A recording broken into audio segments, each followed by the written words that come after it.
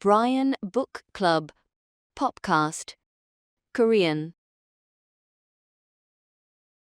여러분, 만약에 초등학교 5학년 아이가 19세기 미국의 그 복잡한 인종 문제나 막 정치적 혐오의 맥락 같은 걸 웬만한 어른보다 더 날카롭게 이해하고 있다면 믿으시겠어요? 에이, 솔직히 믿기 힘들죠. 어른들도 그 시대 배경을 완벽하게 파악하기는 꽤 까다롭거든요. 그렇죠. 근데 더 놀라운 건요. 이 아이가 그 묵직한 인문고전을 완벽하게 소화해낸 비결이 책을 뚫어져라 쳐다보는 데 있는 게 아니라 오히려 책에서 필사적으로 눈을 떼는 데 있다는 겁니다. 아, 눈을 뗀다고요? 네, 오늘 이 이야기를 듣고 계신 여러분을 위해 단순히 활자를 스캔하는 독서를 넘어 지식을 뼈와 살처럼 네 곳으로 렌더링해내는 아주 기이하고도 압도적인 훈련법의 세계로 한번 들어가 보겠습니다. 자, 이 부분을 한번 파헤쳐 볼까요? 네, 아주 기대가 되는데요. 우리가 오늘 이번 심층 탐구에서 다룰 자료는 시중에 널려 있는 빠르게 책 읽는 법 혹은 얄팍한 요약본 이런 게 아닙니다. 아, 그런 흔한 자기계발 서류가 아니군요. 전혀 아니죠. 브라이언 북 클럽이라는 곳에서 진행하는 이른바 인문고전 퍼포먼스, 즉 북텔링이라는 아주 독특한 지적 훈련의 현장입니다. 북텔링이요. 이름부터 뭔가 텍스트를 머릿속에 구겨 넣는 게 아니라 밖으로 꺼내는 느낌이 드네요. 맞아요. 텍스트 자체를 무대 위로 끌어올려서 완전히 장악해버리는 그런 과정이라고 보시면 됩니다. 네네. 이 놀라운 무대의 중심에는 그러니까 북텔러 역할을 맡은 초등학교 5학년 학생 에이프릴이 있습니다. 초등학교 5학년이라는 게 계속 강조할 수밖에 없게 만드네요, 진짜. 그러니까요. 그리고 이 퍼포먼스 내내 아이의 곁에서 귀를 기울이고 과정을 조율하는 리스너이자 프리자이더 역할의 브라이언이 함께 등장하죠. 네, 북텔러인 에이프릴과 리스너이자 프리자이더인 브라이언의 호흡이 아주 중요한 포인트입니다. 근데 영상을 보면 이 아이가 책을 대하는 방식이 우리가 알던 상식과는 완전히 다릅니다. 다짜고짜 책부터 팍 펼쳐서 읽어내려가질 않더라고요. 맞습니다. 텍스트라는 거대한 세계에 진입하기 전에 일종의 진지를 먼저 구축하는 거예요. 이들은 본격적인 메인 북텔링 무대에 오르기 전에 프리뷰라고 부르는 사전 작업을 아주 집요할 정도로 거칩니다. 프리뷰요? 구체적으로 어떤 작업들을 하는 건가요? 크게 세 조각으로 나뉘는데요. 첫 번째로 인물과 배경, 사건을 육하 원칙, 즉 OW1H에 따라 논리적으로 브리핑하고 토론하는 디스커션 과정을 거칩니다. 아, 누가 언제 어디서 무엇을 어떻게 왜 했는지부터 쫙 정리하는 거군요. 그렇죠. 그리고 두 번째로는 앞으로 읽을 섹션을 미리 점검하는 섹션 프리뷰를 하고요. 마지막으로 이 텍스트와 맞닿아 있는 1분짜리 현실 상식, 이른바 1분 커먼 센스를 장착합니다. 잠깐만요. 아니 근데 솔직히 말해서 고전 문학 한 챕터를 읽는데 굳이 이렇게 진을 빼야 하나요? 아, 너무 비효율적인 거 아니냐 이런 말씀이시죠? 네. 만약 여러분이 내일 아침 임원진 회의에서 발표할 50페이지짜리 시장 분석 리포트를 읽는다고 한번 가정해 보세요. 보통은 첫 페이지부터 그냥 쫙 읽으면서 중요한 문장에 형광펜 찍 긋고 넘어가잖아요. 대부분 그렇게 하죠. 저도 급할 땐 그렇게 하고요. 근데 읽기 전에 막 육하 원칙으로 쪼개고 현실 상식까지 끌어와서 토론하는 건 바쁜 현대인에겐 너무 시간 낭비처럼 보이기도 하거든요. 초등학교 5학년 에이프릴이 인문고전을 읽기 전에 이렇게까지 복잡한 논리적 빌드업을 거쳐라만 하는 철학적 이유가 있을까요? 이걸 더 큰 맥락과 연결해 보면 왜 이 작업이 필수적인지 금방 알 수 있습니다. 방금 말씀하신 그 50페이지짜리 리포트 형광펜만 칠하며 읽었을 때 다음날 회의실에서 그 내용을 온전히 자기 언어로 설명할 수 있던가요? 막상 입을 때려면 머릿속에 새하얘질 때가 많죠. 문서에 질질 끌려다닌달까요? 바로 그겁니다. 방대한 정보나 묵직한 고전을 아무런 방어막 없이 그냥 냅다 읽기 시작하면 텍스트가 쏟아내는 정보의 파도에 그냥 압도당해버리는 거예요. 파도에 휩쓸려가는 거군요. 네. 하지만 에이프릴이 하는 프리뷰 작업은 텍스트의 설계도를 내 손에 미리 꽉 쥐는 행위입니다. 저자가 만들어 놓은 미로 속으로 무작정 걸어 들어가는 게 아니고요. 헬기를 타고 미로 위로 올라가서 전체 지형을 파악하는 거랑 비슷하네요. 완벽한 비유입니다. 내가 어디서부터 어떻게 진입할지 지형을 싹 파악하는 거죠. 텍스트가 나를 끌고 가는 게 아니라 내가 텍스트를 통제하기 시작하는 인문학적 토대를 세우는 거예요. 미로를 위에서 조망한다. 확실히 그렇게 뼈대를 잡고 나면 어떤 복잡한 텍스트가 와도 절대 길을 잃진 않겠네요. 그런데 여기서 정말 흥미로운 점은요. 본격적인 본게임, 즉 그들이 부르는 메인 북텔링 첫 단계인 한국어 연상 독백, 코리안 이미지너리 솔로로키에 들어가면 상황이 아주 기괴해진다는 겁니다. 기괴하다는 표현이 딱 맞을 정도로 독특하죠. 책을 손에 들고 읽는 게 아니니까요. 맞아요. 45도 각도의 북스탠드를 접어두고 그 위에 책을 놓습니다. 그리고 시선의 배분은 와, 놀랍게도 9대1이에요. 이게 바로 북텔링의 가장 핵심적이고 파격적인 메커니즘이죠. 아이는 무려 90%의 시간 동안 정면의 허공을 바라보면서 읽고요. 단 10%의 시간만 책의 활자를 엿보듯이 스캔합니다. 마치 연극 배우가 무대 위에서 독백하듯이 아주 차분하게 내뱉는 거예요. 네네. 심지어 글씨를 보거나 책을 보는 그 10%의 순간에는 소리를 절대 내지 않아요. 책과 대화하듯 고개를 천천히 자연스럽게 돌려서 시선이 책과 다른 방향을 향했을 때 또는 아예 눈을 감은 그 순간에만 대사를 뱉어냅니다. 이 엄격한 규칙은 지문이 영어로 바뀌는 두 번째 단계, 즉 영어 연상 독백, English Imaginary Soliloquy에서도 아주 똑같이 적용됩니다. 근데 전문가님, 솔직히 이 지점에서 저는 좀 강한 의문이 들거든요. 어떤 부분이죠? 시선의 90%를 딴 데 두고 대사를 읊는다면 그건 그냥 학교 연극을 위해서 대본을 달달 외우는 거랑 다를 게 없지 않나요? 아, 단순 암기가 아니냐는 지적이시군요. 네, 글자를 안 보고 말하려면 결국 머릿속에 문장을 우겨 넣어야 하잖아요. 암기와 낭독이 어떻게 지식을 내 것으로 만든다는 건지 잘 모르겠어요. 겉보기엔 정말 단순 암기처럼 보일 수 있어요. 하지만 뇌과학의 관점에서 보면 우리 뇌 속에서는 완전히 반대의 과정이 폭발적으로 일어나고 있습니다. 폭발적이요? 어떻게 다르길래요? 우리가 눈으로 활자를 보면서 동시에 소리내어 읽을 때 사실 우리 뇌는 굉장히 수동적인 상태에 머뭅니다. 그냥 시각으로 들어온 기호를 음성 기호로 변환하는 단순 노동만 처리하는 거죠. 아, 그냥 눈으로 스캔해서 입으로 출력하는 기계적인 작업이네요. 맞아요. 하지만 시선을 텍스트에서 떼어버리는 순간 뇌로 들어오던 시각적 정보 입력이 강제로 확 차단됩니다. 오, 그럼 답안지가 가려지니까 뇌가 스스로 작동해야만 하는 비상사태가 켜지는 거군요. 정확합니다. 텍스트를 안 보고 떠오르려 애쓰는 그 찰나에 뇌는 단순히 단어의 나열을 기억하는 걸 넘어섭니다. 그 문장이 품고 있는 공간의 분위기, 인물의 감정, 사건의 맥락을 머릿속에서 총체적으로 재구성하게 되는 거죠. 듣고 보니 이런 비유가 떠오르네요. 책의 시선을 꽉 고정하고 소리내서 읽는 건 컴퓨터로 치면 그냥 뼈대만 있는 앙상한 3D 와이어 프레임을 추동적으로 다운로드하는 거고요. 오, 네. 반면 고개를 돌려서 허공을 보며 대사를 뱉어내는 그 90%의 시간은 내 뇌라는 시스템을 한계치까지 놀려서 그 뼈대 위에 빛과 그림자, 거친 질감까지 전부 칠해내는 라이브 3D 렌더링 과정인 셈이네요. 와, 3D 렌더링 진짜 완벽한 비유네요. 텍스트를 내 머릿속에서 완벽한 이미지로 영상화, 즉 연상해서 타인에게 전달하는 극강의 주체적 지식 습득 과정인 겁니다. 아하, 그래서 이름이 연상독백이군요. 네, 그리고 에이프릴이 영화 연상 독백으로 넘어갈 때 이 퍼포먼스는 또 하나의 엄청난 디테일을 보여주는데요.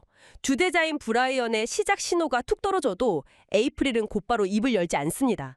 정확히 3.5초의 무거운 정적을 유지하죠. 아, 그 3.5초의 침묵, 저도 영상 보면서 느꼈어요. 그냥 무대 위에서 약간 연극적인 폼 잡기인가요? 아닙니다. 절대 단순한 폼이 아니에요. 이건 두뇌의 기여를 완전히 변속하는 인지적 완충지대입니다. 기여 변속이요? 인물과 공간의 감정선으로 깊게 침잠하는 그런 몰입의 시간인 거죠. 와, 그 짧고 밀도 높은 3.5초가 지나고 나면 단순한 활자에 불과했던 텍스트가 아이의 육성을 통해 날것의 생명력을 얻는 거군요. 맞습니다. 그래서 지식 습득의 차원이 다르다고 하는 거죠. 좋습니다. 이 렌더링의 메커니즘이 얼마나 정교한지는 확실히 알겠어요. 그렇다면 실제로 이 초등학교 5학년 아이가 렌더링에는 결과물이 어느 정도 수준인지 궁금해지는데요. 네, 한번 들여다보죠. 육하 원칙에 의한 영어 스토리텔링, 즉 English Storytelling Based on 5W1H 스트럭처를 통해 재구성된 마크 트웨인의 명작 허클베리 핀의 모험 속으로 들어가 보겠습니다. 네, 어드벤처스 오브 허클베리 핀의 35페이지 상황이죠. 이 작품 전체를 관통하는 아주 묵직하고 불편한 장면입니다. 맞아요. 에이프릴이 허공에 그려낸 상황은 이렇습니다. 시간은 아침 7시지만 밖에는 비가 억수같이 쏟아져서 분위기가 몹시 우울한 글루미한 분위기입니다. 아침부터 비가 쏟아지는 그런 음습한 배경이죠. 네, 그리고 방 안에는 허클베리의 아버지, 맵이 있죠. 그는 아침부터 아주 큰 잔으로 술을 3잔이나 들이켜서 여전히 잔뜩 취해 있는 드렁켄 상태입니다. 매일 그렇게 마시니 정상일 리가 없죠. 근데 이 남자가 미주리주에서 아주 자유롭고 깨끗한 옷을 입은 부유한 흑인을 보고는 그야말로 이성을 잃고 격분합니다. 참고로 당시 자료에서는 미주리주, 미저리 스테이트를 비참하다는 뜻의 미서리 스테이트처럼 발음하는 언어 유희도 등장했더라고요. 네, 여기서 우리는 에이프릴의 입을 통해 뱉어진 원문 대사들을 인문학적 맥락에서 아주 깊이 들여다볼 필요가 있습니다. 아이는 머릿속에 렌더링된 이미지를 영어 연상독백으로 이렇게 거침없이 쏟아냅니다. 어떻게 쏟아내죠? Why ain't this nigger put up at auction and sold? 왜 이 흑인은 경매에 붙여져 팔리지 않는가? 세상에. 그리고 분노는 곧바로 정부를 향합니다. They called it a government that can't sell a free nigger till he has been in the state 6 months. 주에 6개월이나 있었던 자유 흑인을 팔아치우지도 못하는 걸 정부라고 부르다니. 와, 문장 자체가 품고 있는 증오와 혐오의 농도가 너무 짙어서 숨이 턱 막힐 정도네요. 그렇죠. 하지만 여러분, 우리는 여기서 어떤 정치적 입장을 떠나서 이 발언들이 철저히 문학적 장치로서 기능하고 있음을 객관적으로 바라봐야 합니다. 팟캐스트 진행자로서 저희도 이 발언에 동조하는 게 아니라 작품 속 텍스트의 맥락을 분석하는 거니까요. 네네, 마크 트웨인이 당시 사회상과 찌든 가난, 그리고 심각한 알코올 중독에 빠진 페필이라는 인물의 입을 빌려서 인간의 아주 어두운 본성을 적나라하게 해부하고 있는 거죠. 정확합니다. 자기보다 훨씬 밑바닥에 있어야 한다고 철석같이 믿었던 흑인이 자신보다 더 좋은 옷을 입고 자유롭게 돌아다니는 꼴을 펩은 도저히 견딜 수가 없는 겁니다. 아, 자신의 삶이 시궁창에 처박힌 진짜 원인을 자신의 알코올 중독이나 무능함에서 찾지 않는 거군요. 네. 대신 그 깊은 좌절감을 엉뚱하게도 자신보다 약자여야 할 타인과 그걸 방치한다고 생각하는 정부에게 전부 투사해버리는 거죠. 그 거친 언어 밑바닥에는 끔찍하게 비틀린 질투심, 젤리시가 또리를 틀고 있는 겁니다. 자신의 비참함, 미세리를 맹목적인 증오로 치환하는 인간의 어두운 심리네요. 여기서 정말 소름 돋는 사실은요, 이 복잡하고 뒤틀린 인간 군상의 찌질함, 그리고 비 오는 날의 그 눅눅하고 우울한 공기, 알코올 중독자의 질투 섞인 분노를 세상에 초등학교 5학년 아이가 입체적으로 파악하고 연기하듯 쏟아냈다는 겁니다. 진짜 놀라운 일이죠. OW1H라는 논리적 틀 안에서 이 모든 걸 소화했다는 게요. 그저 앵무새처럼 글자를 외운 게 아니라 미주리주의 그 낡은 오두막을 머릿속에 지어놓고 완전히 그 안에 들어가 있었다는 뜻이잖아요.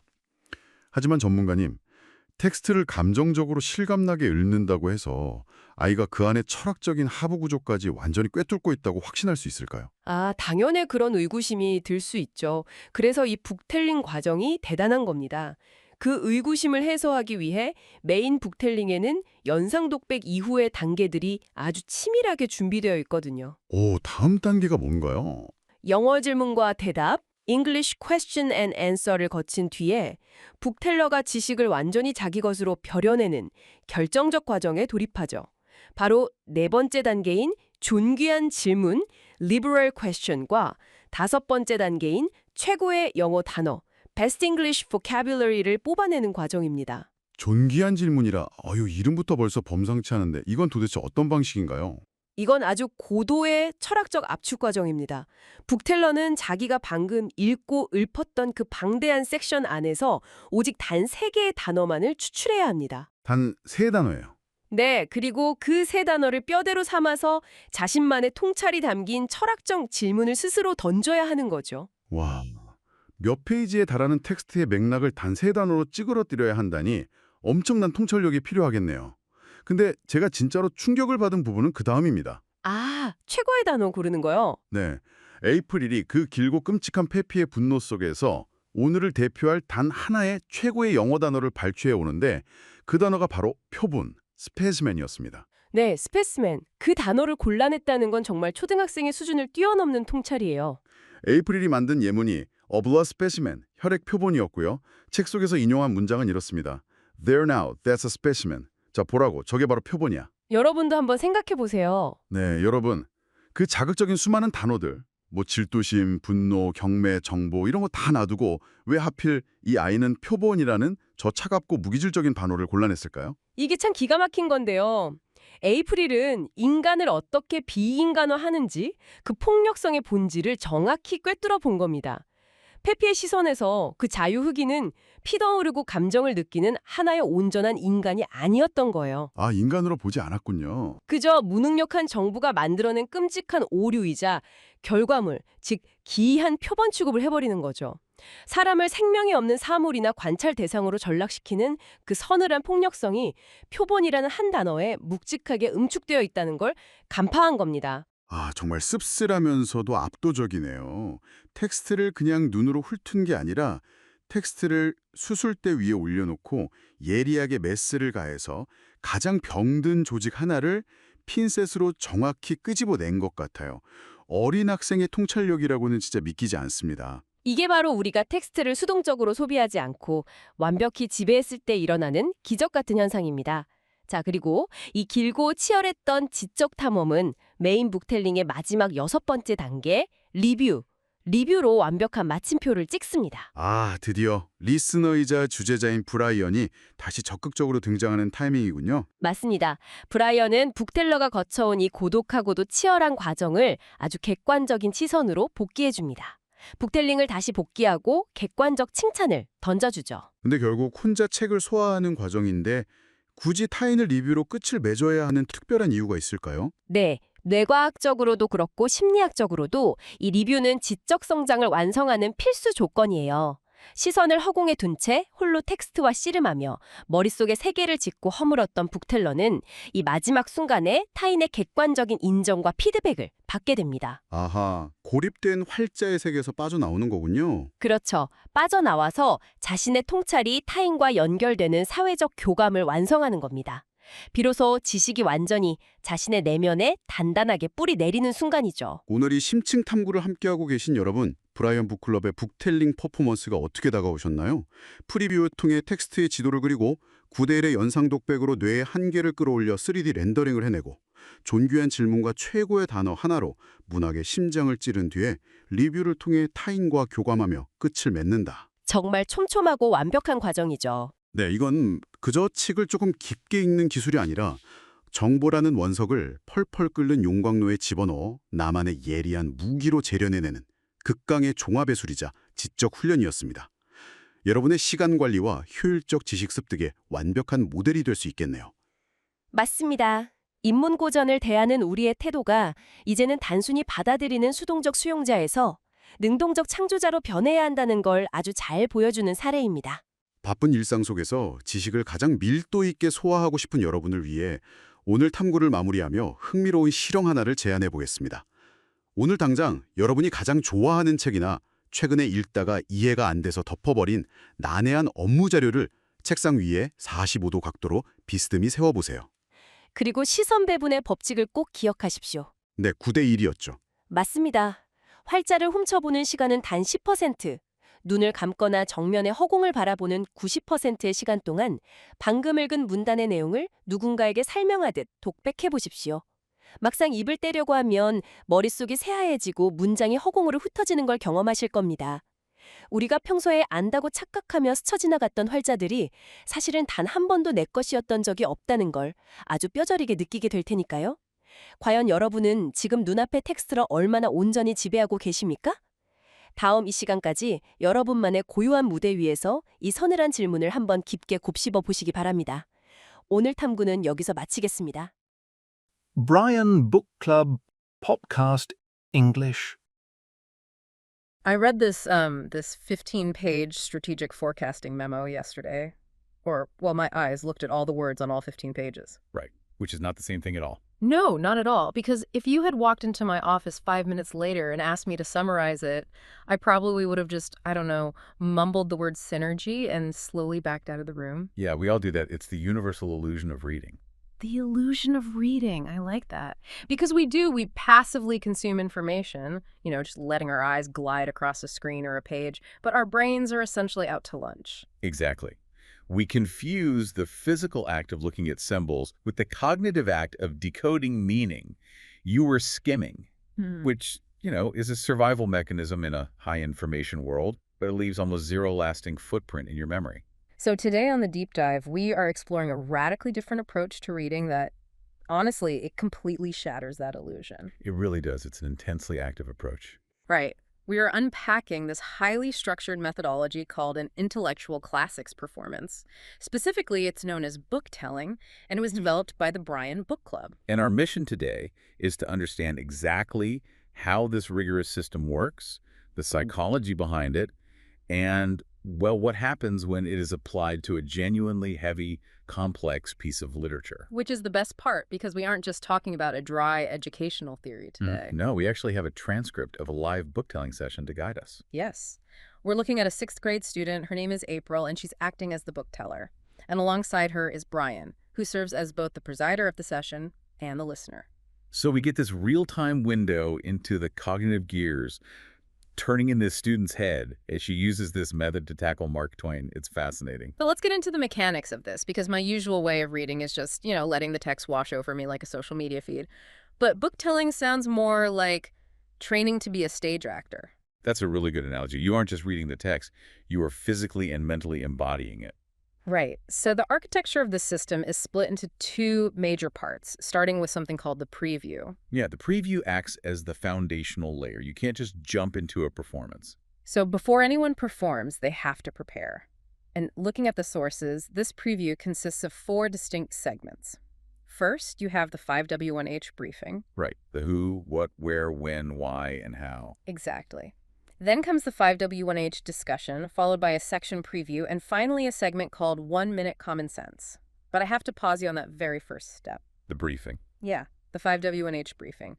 When I hear that, it sounds like middle school busy work. It sounds like a very corporate way to say, hey, write a basic book report. Oh, I totally see why you'd think that. Right. Why start a supposedly revolutionary literary method with something so dry and clinical? Well, it sounds elementary on the surface, sure. But the cognitive psychology behind it is actually quite sophisticated. Okay, walk me through that. So when a reader, especially a young student like a 6th grader, when they encounter a classic text, the language is often really archaic. The sentences are labyrinthine, just huge paragraphs. Oh yeah, classics can be incredibly dense. Exactly.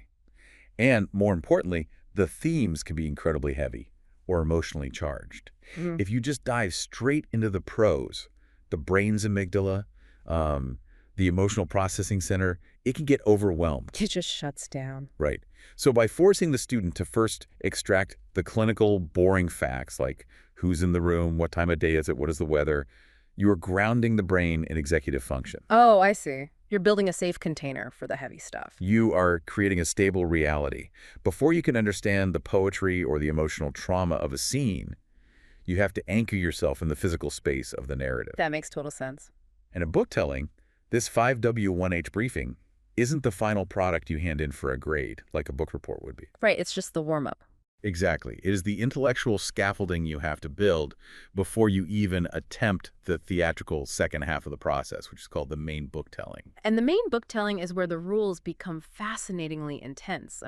We move from the prep work into the physical performance. Yeah, the physicality of reading is a huge focus here. So looking at the transcript, this kicks off with 2 segments. There is the Korean imaginary soliloquy, followed by the English imaginary soliloquy. But I need you to clarify something right out of the gate here. Go for it. Why Korean? Are they suddenly switching languages halfway through? Oh, that is a great detail to pull out. So in this context, the Brian Book Club operates with students whose native language is Korean. Oh, okay. So it's about their native tongue. Right. So before the student performs the text in English, they perform an imaginary soliloquy in their mother tongue. And from a pedagogical standpoint, this is brilliant. Because they can process the core concepts without fighting the language barrier? Exactly.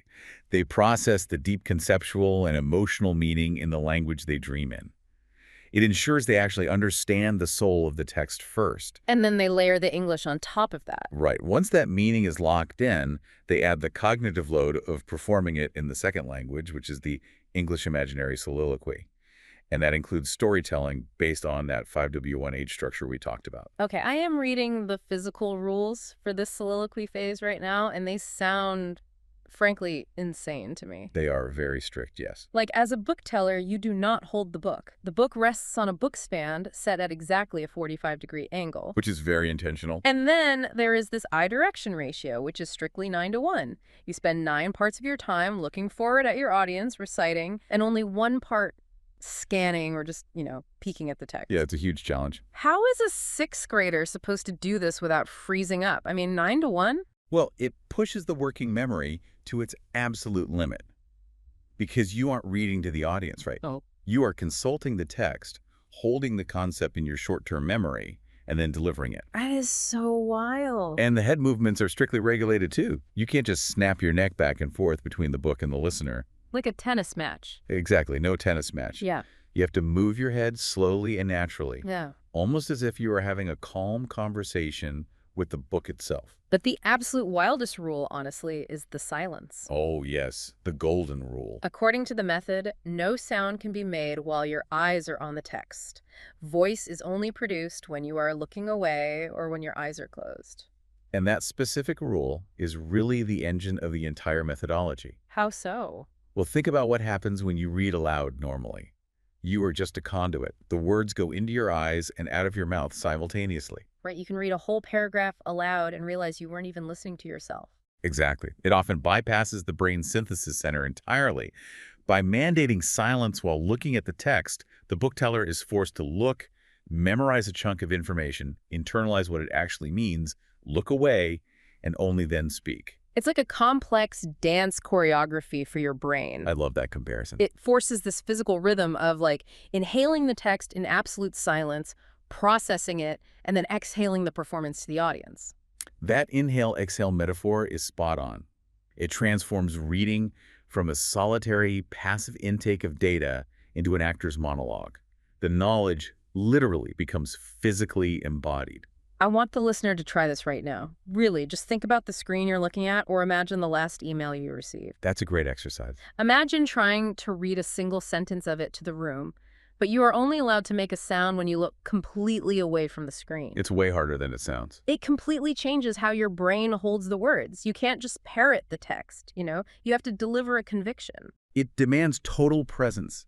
You cannot let your mind wander to what you are having for lunch if you are maintaining a 9:1 eye ratio and speaking only from short-term synthesis. Okay, this brings us to the actual text April is wrestling with.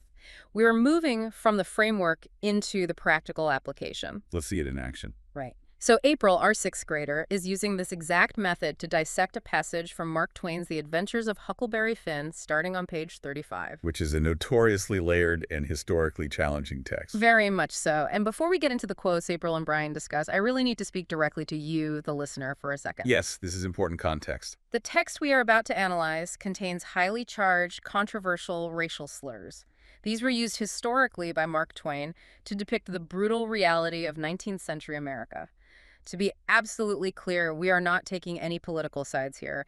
We are impartially reporting the original source material, the exact dialogue from the transcript, and how the student analyzed it. We are just looking at the mechanics of the book-telling session. Exactly. We are not endorsing the viewpoints of the content. We are simply conveying the ideas as they were explored in the specific session. And establishing that context is crucial for understanding the gravity of what April is unpacking here. It's heavy material for anyone, let alone a middle schooler. So April recites lines from the perspective of Huckleberry's father, Pap. And the quotes she zeroes in on are, quote, "Why ain't this slur put up at auction and sold?" End quote. Now, that's a specimen, they call that, a government that can't sell a free slur till he's been in the state 6 months. And she delivers this gazing forward following that 9:1 ratio. Yes, reciting it from that short-term synthesis. Yeah. And then Brian and April move into the third segment of main book telling, which is the English question and answer. This is where that 5W1H prep work we discussed earlier really pays off. Right, because they don't jump into the deep end. Exactly. They don't start by debating the ethics of slavery or the political climate. They start by establishing the physical reality of the scene. Through their Q&A, they piece it together perfectly. They establish it is 7 in the morning, it is raining heavily outside, which April notes makes the overall mood incredibly gloomy. Setting the literal atmosphere. And they figure out Pap is awake so early because he drank 3 big glasses of alcohol. They note this is his daily habit, and he is currently still drunk. Notice how those clinical facts ground the emotional volatility? Because when we apply a humanistic analysis to the storytelling April extracts here, it's actually quite profound. She really digs into it. She locates the characters in Missouri. She identifies that Pap is destitute. He is covered in rags, and he is looking at a free black man who is wearing a pristine, very clean suit. The visual contrast alone is jarring for the era. Oh, it shatters Pap's entire worldview. April successfully identifies the psychology at play here. Pap is fueled by intense socioeconomic resentment. Because he thinks he should be above this man. Exactly. He operates in a racial hierarchy where he believes, simply by virtue of being white, he should be at the top. Yeah. Yet here is a man he deems inherently inferior, who is demonstrably wealthier and better dressed than he is. He is furious at his own inadequacy, but he can't process it as his own fault. So he externalizes it. He directs his drunken anger at the government. He literally blames the concept of government for allowing a situation where a black man can be richer than him. Wow. It is a stunningly accurate depiction of how systemic racism intersects with personal insecurity and poverty. It's frankly intimidating that a middle schooler is doing this. It really is. Most adults struggle to articulate the nuances of 19th century socioeconomic resentment, let alone the psychological projections of an abusive alcoholic. But this methodology pulled it right out of a sixth grader. Because she had the scaffolding. Exactly. She didn't get crushed by the emotional weight of the racism in the text because she was anchored by the facts. You know, the rain, the 7 a.m. timing, the 3 glasses of booze. Those tangible details gave her the logical stepping stones to arrive at Pap's jealousy. She inhabited the character's physical space, which allowed her to decode his mental space. So she has grasped this massive macro theme of systemic injustice and personal jealousy. But book-telling doesn't let you stay in the clouds, does it? No, it pulls you right back down. It forces you to zoom all the way back into the micro level of the text. There's an exercise they do next called the liberal question. Right, the fourth segment of the main book-telling. And honestly, it is arguably the most difficult intellectual constraint in the entire process. The book-teller must prepare a question based on the text, but the rule is they can use only 3 words from the section. 3 words. 3 words. Think about trying to formulate a coherent, insightful question with only 3 words. The transcript doesn't actually give us April's exact 3 words, but let's try it ourselves. Okay, let's play along. If you and I were looking at Pap's rant, and we had to distill a question out of his monologue using only 3 words, what would it be? Well, it forces you to strip away all the grammatical filler. You have to locate the absolute core tension of the scene. Right. Maybe something like, jealousy or justice. Oh, that is excellent. Jealousy or justice. It forces the listener to evaluate whether Pap's rant is driven by this twisted sense of legal justice regarding property laws of the era, or just raw, pathetic jealousy. It packs a lot into 3 words. Or perhaps you could use something like, who is free? Oh, who is free? That's Yeah. brilliant. Because the black man is legally free but in danger, while Pap is technically free but imprisoned by his alcoholism and his hatred. Exactly. Confining a question to 3 words makes you weigh the exact value of every single syllable. You just can't be lazy with your phrasing. Which leads perfectly into the 5th segment, which is best English vocabulary. Right, zooming in even further. Out of that entire historically heavy passage, April selects a single word to analyze. She chooses the word specimen. She defines it directly from the source material, stating it means, quote, a small amount or piece that is taken from something so that it can be tested or examined, end quote, like a blood specimen. And when you connect this vocabulary choice to the humanities analysis we just walked through, it is incredibly revealing of Pap's character. Because out of all the slurs and insults he hurls, why does he call this well-dressed man a specimen? Because he's looking at him like an object on a petri dish. Exactly. Not a human being. A specimen is something you study because it is an anomaly. It is a sample. Pap views this free black man as a sample of a broken, upside-down reality. His brain literally cannot compute the reality of a wealthy black man in Missouri. So he categorizes the man as a freak occurrence, an oddity to be prodded and examined by the state. The word specimen perfectly anchors the character's worldview. It implies scientific detachment and racial superiority all at once. That's incredibly dark, but so insightful. By isolating that one 9-letter word, April captured the entire psychological framework of Mark Twain's villain in that moment. That is the power of microanalysis right there. I mean, she distilled a whole chapter of historical context and drunken rage down to a single vocabulary word. And then, After all of this intense this sixth and final segment of the main book telling. The review. Right. This is where the tension is finally released. Brian, acting in his role as the listener, revisits the performance and offers objective compliments. He tells April, quote, "Very cautiously you recite well." Very cautiously you recite well. It's such a gentle, clinical compliment compared to the heavy material they just read. But that is the point. The process ends in community and objectivity. Book telling isn't an ego exercise. It's not about the students showing off how brilliant they are. Right, there's no grandstanding. Exactly. Brian acknowledges the caution, the specific care she took with her recitation. It closes the loop on the performance. It brings the bookteller back from the imaginary, highly charged soliloquy in Missouri back into the real room, sitting with a supportive listener. We have covered so much ground here today. Let's trace the cognitive journey we just witnessed. It's been quite a ride. We saw a classic text fed through the book-telling method. It started by establishing the unshakable facts, the 5W1H. Then, we saw how a reader physically embodies the words, switching from a Korean conceptual understanding to an English performance. Right, that brutal working memory challenge. Yeah, that 9-to-1 I ratio, inhaling the text in silence and exhaling the performance. And through all that, we watched a sixth grader extract themes of societal structure and finally zoom all the way in to analyze the psychological weight of the word specimen. I think the overarching takeaway here is a complete redefinition of what it means to be a good reader. How so? Well, in our modern hyper-connected world, we constantly conflate reading comprehension with speed. You know, we brag about listening to audiobooks on double speed or how fast we can skim a document to find the bullet points. Oh, I'm definitely guilty of that. We all are. But this method proves that true comprehension has absolutely nothing to do with speed. It is about the friction you are willing to create between yourself and the text. Friction, I like that. It is about how deeply you are willing to internalize, question, and ultimately perform the information. You really have to wrestle the meaning out of the words. And that brings me to a challenge for you, the listener. Yes, let's turn it over to them. Think about the last important thing you read today. Maybe it was an email from a client, a news article about the economy, or just a memo for your team. Something that actually matters. Right. If you were forced to stand up right now, put that text on a 45-degree book stand and deliver an imaginary soliloquy about it. Oh boy. If you were strictly forbidden from making a sound while looking at the screen and had to maintain a 9-to-1 eye contact ratio with an audience in your living room, would you actually know the material well enough to survive the performance?